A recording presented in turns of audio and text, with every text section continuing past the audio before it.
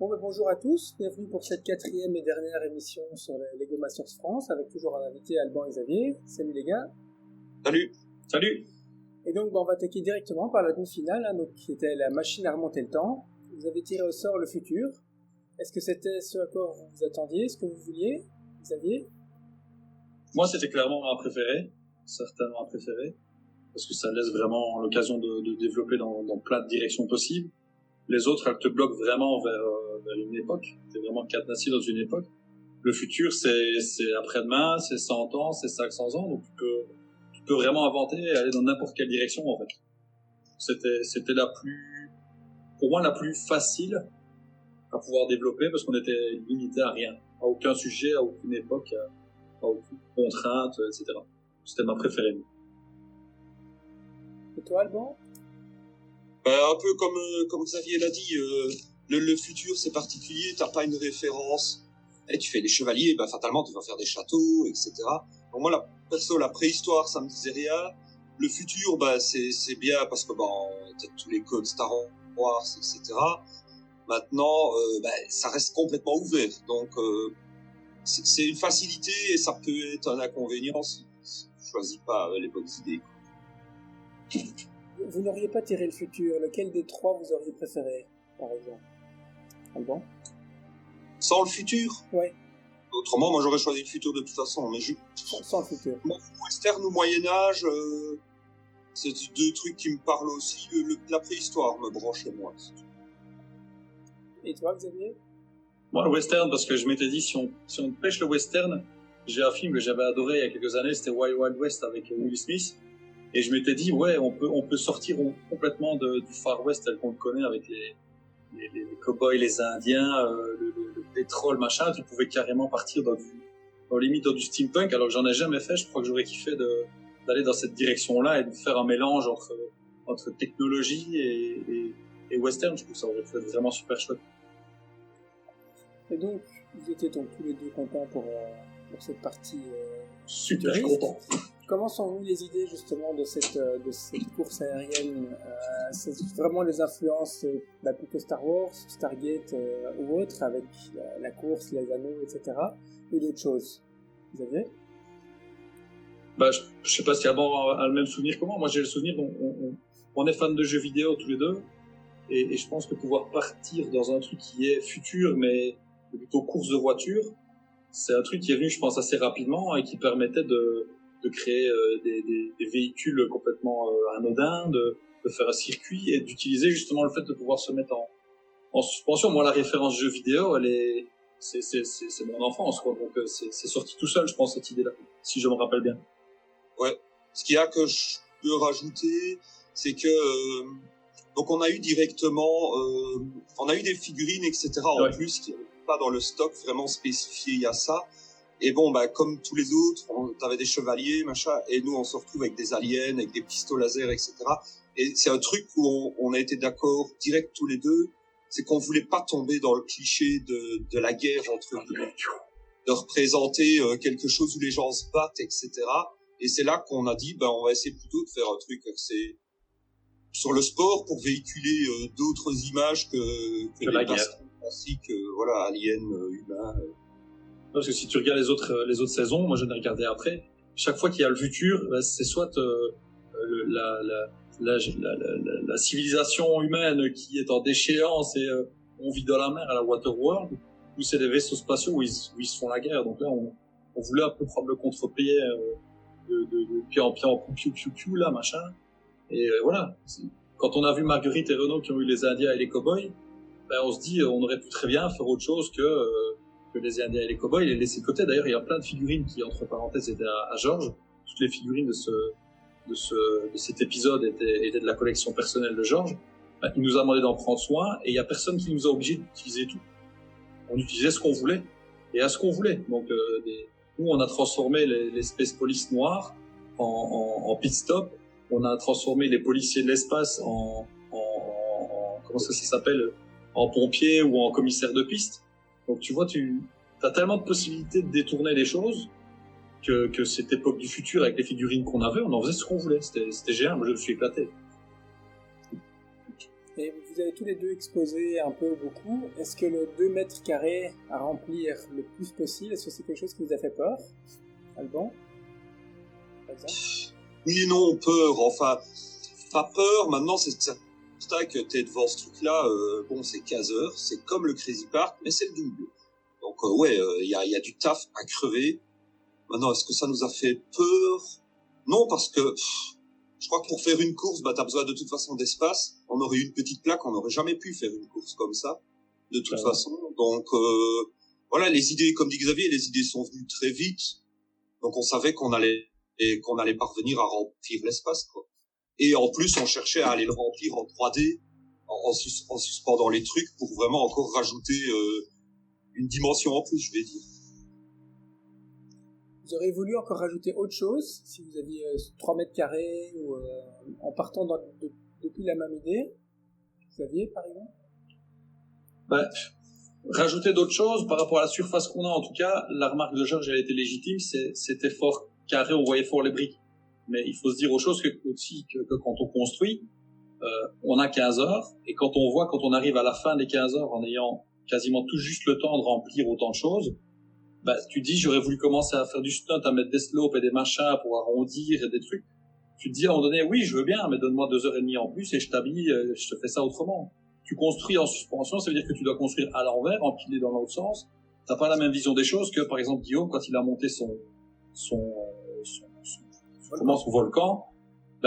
Si tu regardes, il y a aucune slope non plus, hein. C'est que les briques qui sont empilées. Maintenant, comme il construit du bas vers le haut, il sait jouer autrement avec les briques que moi qui construis à l'envers en forme de boule, un peu comme le truc de l'explosion.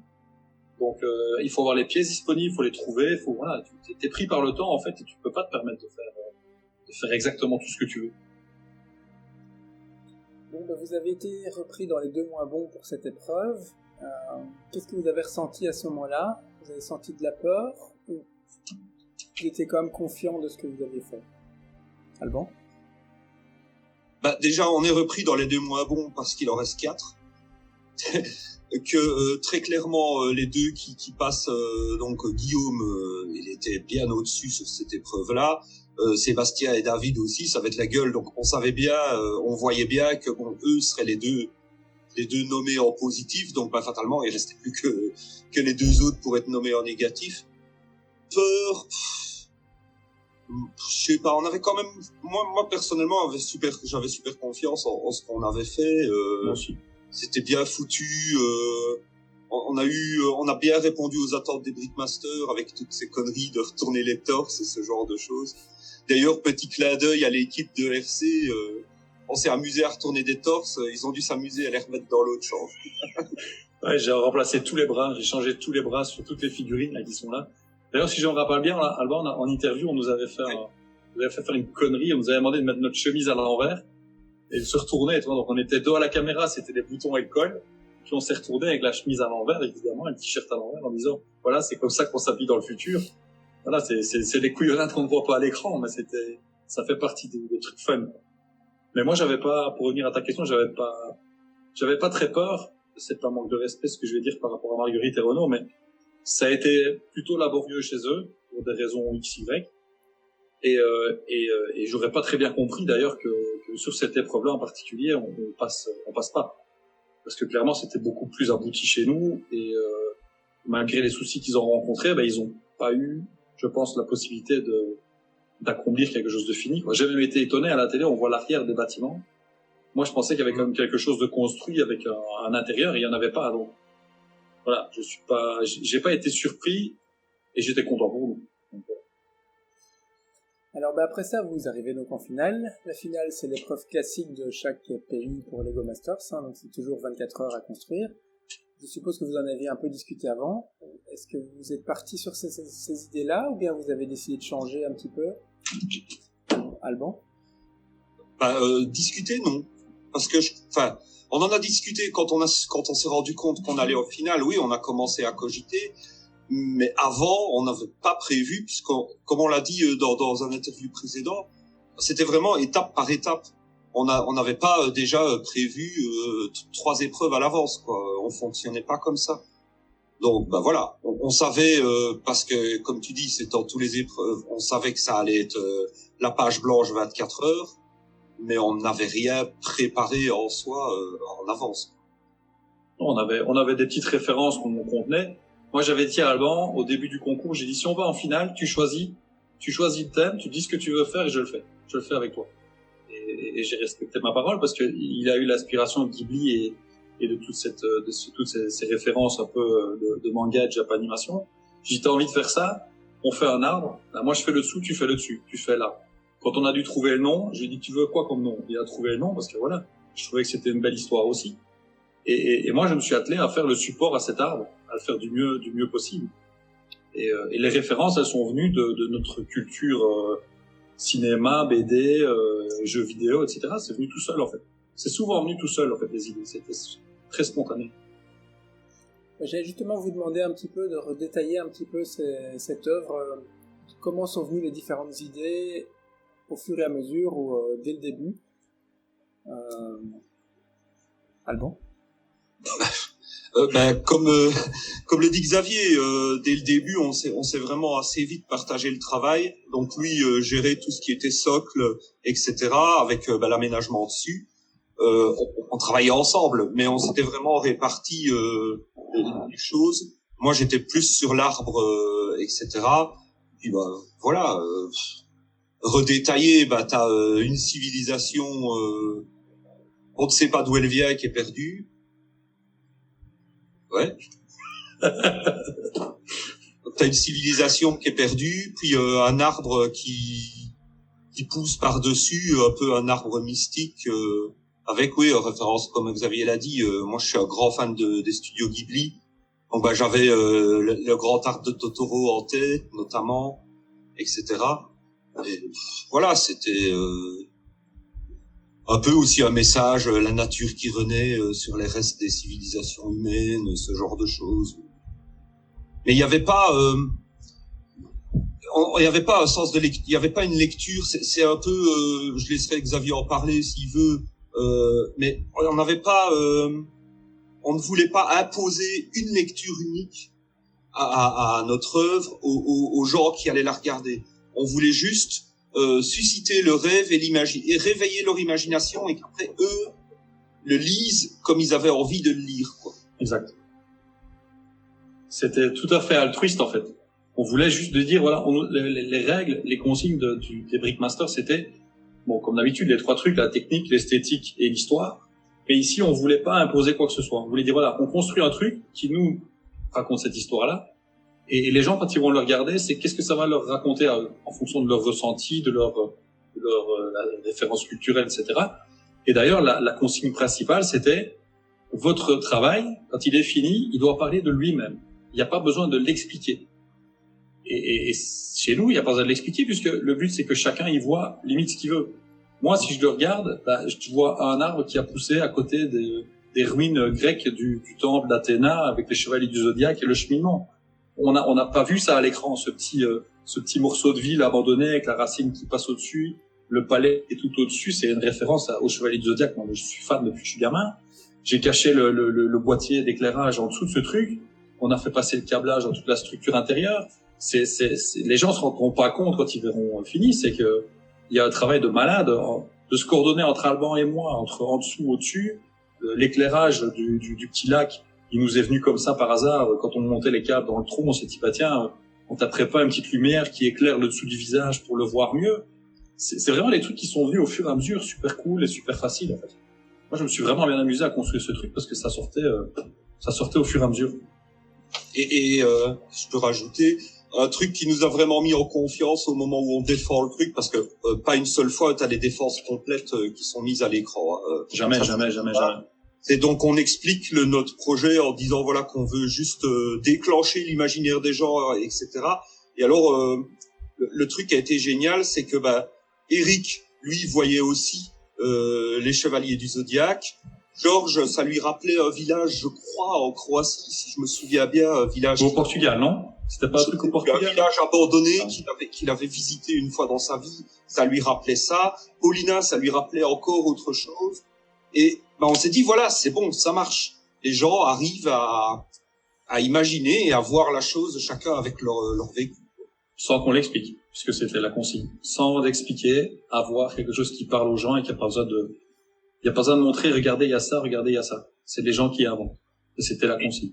Et c'est un truc qui nous a un petit peu choqué d'une certaine manière, c'est que les deux autres binômes étaient vraiment plus centrés sur eux-mêmes ou leur expérience, ou leur personnalité. Et nous, on était carrément à l'opposé de ça. On ne voulait pas faire un truc centré sur nous, mais plutôt un truc ouvert vers les autres. Si tu fais un truc où tu montres ouvertement que c'est toi, bah déjà tu biaises le choix de ceux qui vont venir voir, notamment des anciens participants, parce que tu mets ta tête, on sait qui c'est, tu construis une structure mécanique avec des boules et qui raconte ton histoire, tu sais qui c'est, bah, par déduction les gens savaient nous aussi qui c'était, mais si tu regardes les autres saisons, les gens ils construisent pas un autoportrait, ils construisent un truc pour faire rêver les gens. Et nous c'est cet état d'esprit-là qu'on a voulu avoir jusqu'au bout. C'est pas construire pour nous, c'est construire pour les gens. Et je pense qu'on a bien reçu notre coup, puisque c'est ce que ça provoque au final. Encore une petite question pour toi, Alban. Quand Georges passe, il te fait une remarque sur la tête qui est trop petite. Est-ce que tu as paniqué à ce moment-là, ou est-ce que tu te dis non, pas de souci, je vais la faire plus grande directement? Paniquer, non. Je savais que j'allais la faire plus grande. Maintenant, la remarque de elle était hyper judicieuse. Ça, c'est à fond, quoi. Mais quand t'es plongé dans ton travail, etc., ben, le temps te permet pas de prendre du recul et de regarder, d'avoir peut-être un œil plus critique. Et c'est là que, Georges et Paulina, avec leurs conseils, eux, nous apportaient cet œil critique. Et effectivement, leur remarque, elle est judicieuse. Ça me stresse pas. Mais bon, voilà, on est en finale, et vu le taf de fou qu'il y a à faire, c'est certain que, tu te dis, ouais, j'ai quand même perdu, un certain temps à faire ça, et je vais devoir le refaire. Mais bon, voilà, ça fait partie du jeu, quoi. Des rebondissements comme ça, on en a eu tout le temps. Donc on commençait à être un peu habitué, quoi. Alors, 24 heures de construction, pour nous, ça paraît beaucoup. Est-ce que pour vous qui étiez sur place, est-ce que ça paraissait aussi énorme ou pas du tout, Xavier? Mais les 24 heures, elles étaient découpées déjà en presque 3 jours. Donc quand on commence le premier jour, dire milieu de matinée, oui, on mange à midi, on s'arrête le soir et puis on recommence le lendemain. Donc 24 heures c'est long, mais en même temps c'est que 8-9 heures à la suite. Et moi honnêtement, tu m'aurais laissé 14 heures la journée dans le truc pour construire, ça m'ennuie moi de m'arrêter. Je sais pas pour Alban, mais quand on doit s'arrêter alors qu'on est lancé dans quelque chose, déjà de 1, le fait que tu rentres à l'hôtel le soir pour dormir, tu cogites. Et puis tu reviens avec quelque chose peut-être de nouveau, tu remets en question ce que tu as fait. Et puis mais ça te casse aussi dans ton élan, parce que t'es parti, tu dois t'arrêter. Ceux peut-être qui sont en train de piquer du nez parce que fatigués ou parce qu'ils ont plus d'idées ou démoralisés, ça redonne un coup de pouce. T'as des gens qui étaient peut-être en train de s'enfoncer. Donc voilà, le fait d'avoir des pauses comme ça, ça hache, et ça peut remettre le moral, mais ça peut aussi hacher dans le fait que t'es lancé. Et toi, Alban? Répète ta question. 24 heures, ça semble beaucoup pour nous, mais est-ce que pour toi, donc est-ce que ça te semblait beaucoup de te dire, tiens, non, c'est jamais assez.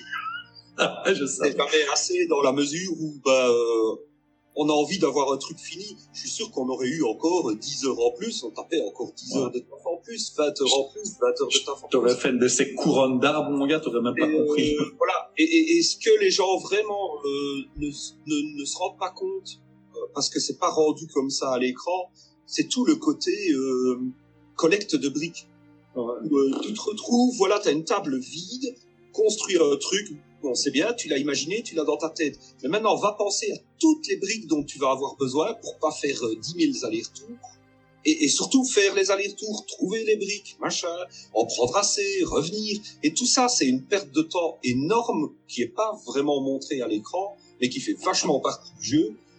Et voilà, 24 heures, ouais, ça file comme rien, quoi.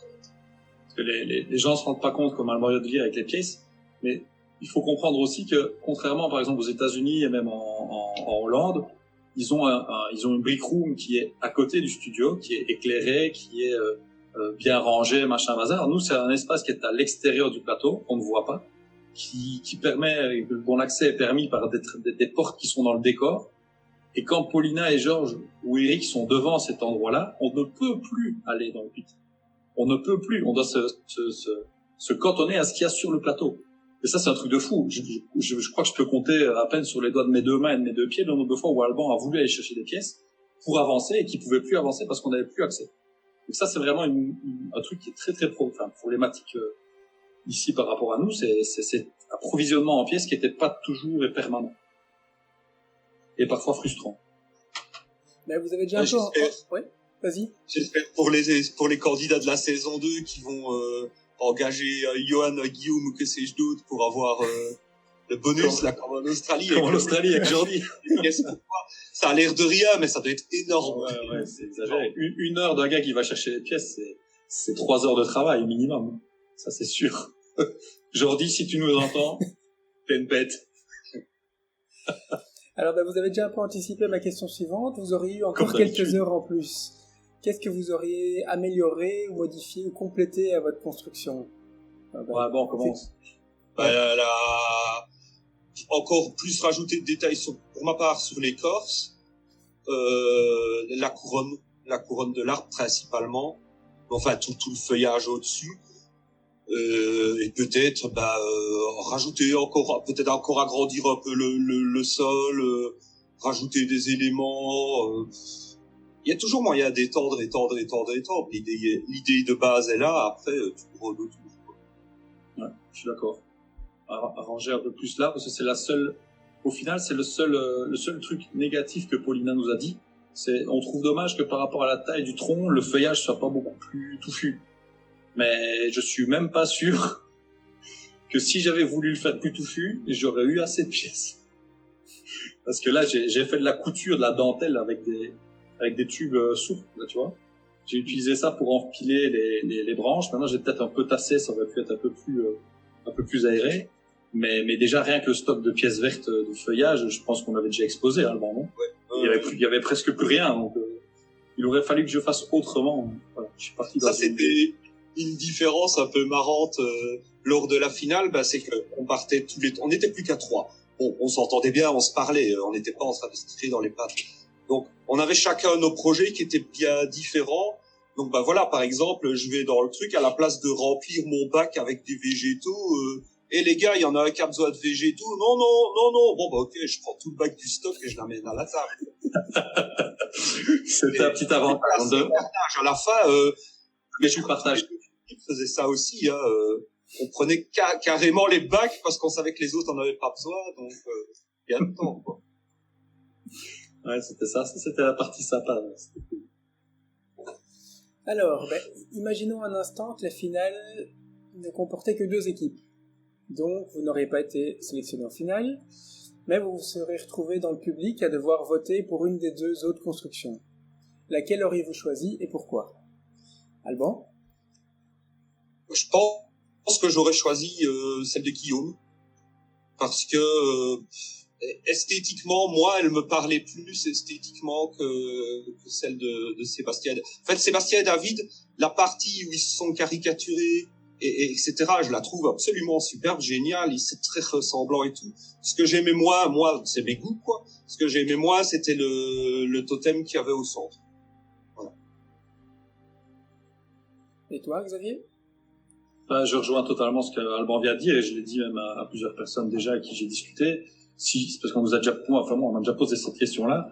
J'aurais voté certainement pour Guillaume pour les mêmes raisons qu'Alban, et j'aurais pas voté pour Sébastien et David, parce que j'ai pas compris, en fait. J'ai pas très bien compris pourquoi, en finale, on doit se faire un autoportrait alors que on est censé être Lego Master et avoir une inventivité limite sans limite. J'ai pas compris l'idée, en fait. J'ai pas compris le principe. Et voilà, maintenant, à côté de ça, Guillaume, le planétarium, c'est super beau.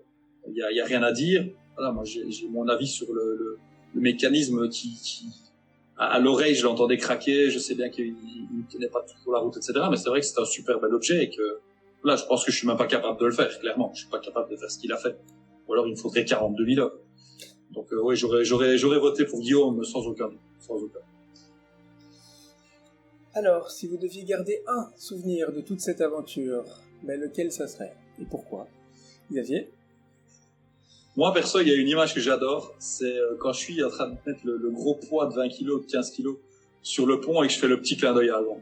Ça, c'est, franchement, quand je le vois, je regarde et je suis vraiment en train de me dire, genre, fais-moi confiance, copain, ça va y aller, quoi. Ça, c'est vraiment une des images qui me reste en tête, c'est ce petit clin d'œil que je lui fais en posant le gros poids. Vraiment, c'est une des plus belles images. Et toi, non? Et moi, j'ai pas un truc vraiment spécifique, mais si je devais vraiment en choisir un, c'est l'émotion que je ressens quand on présente le truc final et que je dois leur expliquer le mot Yutata.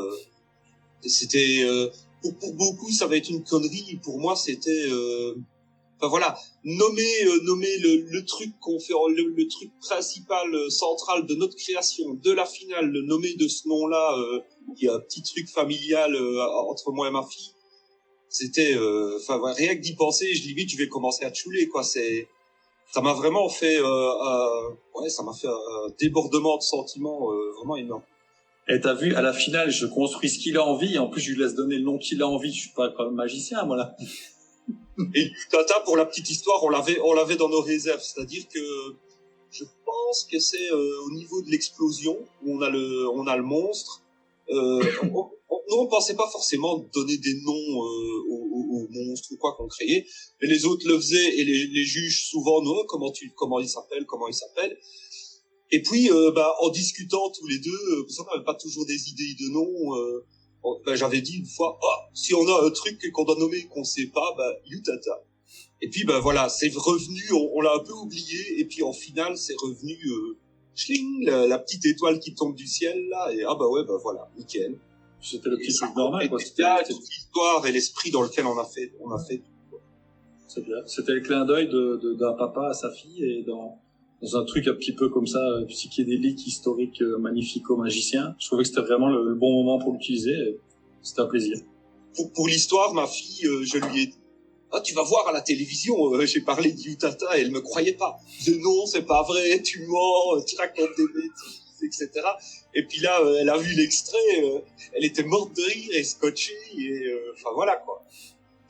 Mais Mel, ça lui a fait quelque chose, je pense. Alors, une toute dernière question. Alors, après vos 8 épreuves et vos expériences personnelles, est-ce que vous avez des conseils à donner aux gens qui aimeraient se lancer dans leur propre construction? Alban? En règle générale ou dans le cadre du concours? En règle générale, mais des gens qui n'avaient peut-être pas spécialement fait des constructions propres à eux avant, mais qui ont envie de se lancer dans ça après avoir vu les émissions, justement. C'est très simple. C'est votre seule limitation, c'est votre imagination et votre volonté de faire des choses. C'est tout. Il n'y a que ça. Il n'y a rien d'autre. T'as des briques, t'as une feuille de papier, t'as les crayons de couleur, faut avoir moi, limite, quand je vois ma gamine qui fait des dessins sur une feuille de papier, je me dis, voilà, je pourrais très bien essayer de réaliser ça en Lego. Voilà, c'est vraiment le résumé. C'est, prends ton âme d'enfant, prends les dessins de tes gosses, prends les dessins de tes enfants à l'école, si t'es un stit ou prof ou machin, prends ça et vois ce que ça donne en vrai. Voilà. Et c'est ça les Lego pour moi. C'est la grosse différence entre les Lego et Playmobil. C'est qu'il y en a un où tu fais ce que tu veux avec. Tu prends, tu casses un truc Star Wars, tu peux faire un truc Barbie avec lui. Donc, c'est comme génial, quoi. De se dire que la seule limite, c'est ce que t'as dans ton petit cerveau. Comme lui, il a dit. Je sais pas où il est. Il est là? Il est par là. Il est là. C'est comme lui a dit. C'est comme le monsieur de là a dit. Et voilà. Mais écoutez, merci à tous les deux pour votre temps, vos réponses, pour ces quatre interviews, et encore félicitations pour votre deuxième place. Si. Mais encore une fois, n'hésitez pas à aller suivre les pages Instagram, Facebook d'Alban Xavier. Comme toujours, les liens sont en description. Et si ça vous a plu, n'hésitez pas à vous abonner au Librix aussi pour la suite. Et je te reprends à revers, Oli. Maintenant, c'est moi qui pose les questions. Enfin, c'est nous. Toi, quelle est l'épreuve que tu aurais préféré faire? Niveau de ma formation, le pont, forcément. Hein. Je m'en doutais. Voilà. Ça parce que j'ai toujours voulu construire un pont, ça a toujours aussi été le rêve de ma vie et forcément je n'ai jamais pu le faire, j'ai plutôt fait des bâtiments. Mais j'en ai fait déjà quelques-uns en Lego, mais des plus petits. Hein. celui de Las Vegas. Voilà, un peu plus grand quand même. Mais sinon, mais t'entendais pas cette question-là. Voilà, c'est non. magnifique. J'ai aussi une ville à la maison, donc la partie ville, forcément, quelque chose qui m'attire beaucoup, parce que pouvoir construire avec certaines pièces que j'ai pas à la maison, c'est quelque chose qui m'intéresse aussi beaucoup, que devoir sans arrêt adapter un projet en fonction des pièces que j'ai pas, et pour avoir un bâtiment qui ressemble pas forcément à ce que je voulais à la base. Mais à Lego Master, c'est pareil, t'as pas toujours les pièces que tu veux non plus, hein. Non, mais les pièces... Qu'est-ce que tu crois, toi? Non, mais s'il y a une pièce que tu sais que tu peux l'avoir peut-être 100 fois, tu vois. Oui, ouais. Voilà. Ouais. Ici, moi, je sais que la pièce que je l'ai peut-être 3 fois, tu vois, où je devais devoir démonter un poudlard pour la trouver. Sinon, oui, le parc d'attractions aussi m'intéressait, parce que j'aimerais aussi pouvoir faire un parc d'attractions, l'intégrer dans ma ville à côté. Bon, c'est vrai que la ville, j'ai peut-être pas envie de la détruire. C'était aussi... Ça dépend de ton attraction, si ça tombe dessus ou pas. Voilà, maintenant, oui, j'adore l'histoire aussi, donc la partie historique aussi. J'aime bien la partie western, donc ça m'aurait bien intéressé aussi de faire ça. Donc en fait, toutes les épreuves. Voilà. T'aurais bien voulu être à notre place, quoi. Mais... Trouve-toi un binôme. Est-ce qu'il y a quelqu'un qui veut bien être binôme avec Olibrix pour aller à la saison 2 de Lego Master? Postulez au lien ci-dessous. Le problème, comme j'en discutais aussi déjà hier, j'ai aussi un élève qui me demandait pourquoi j'y allais pas. J'ai sans doute pas cet esprit créatif. Tu crois que moi je l'avais? Moi j'ai pris lui pour l'esprit créatif. Moi j'aurais besoin de quelqu'un qui a un esprit créatif, et à ce moment-là j'aurais les idées qui viennent à partir des idées de quelqu'un d'autre. Je connais bien quelqu'un qui habite près de chez Alban d'ailleurs. Hugo, si tu nous regardes, je pense que ça l'arrangerait bien. Ou alors il va pas avec sa femme. Mais ouais. Le lien ici en dessous pour les postulats avec Olibrix pour la saison 2. En tout cas, merci pour la question, je ne m'y attendais pas. Et donc c'est vraiment difficile d'en choisir une seule épreuve en particulier. Mais ça devrait être une. Je pense que ça serait quand même la ville, parce que je reste très opté ville quand même. Mais voilà, j'aurais peut-être aussi pas compris la question comme beaucoup de gens. Je serais peut-être parti sur un seul bâtiment aussi, et pas faire un quartier complet comme ils attendaient. C'est bien. C'est une très bonne réponse, Olivier. On voit que t'as revu tes leçons. C'est bien. Oui. C'est cool. En tout cas, merci encore à tous les deux, et bonne continuation dans vos projets respectifs. Et on se recroisera sûrement. Évidemment. Oui, évidemment. Allez, à très bientôt. Salut.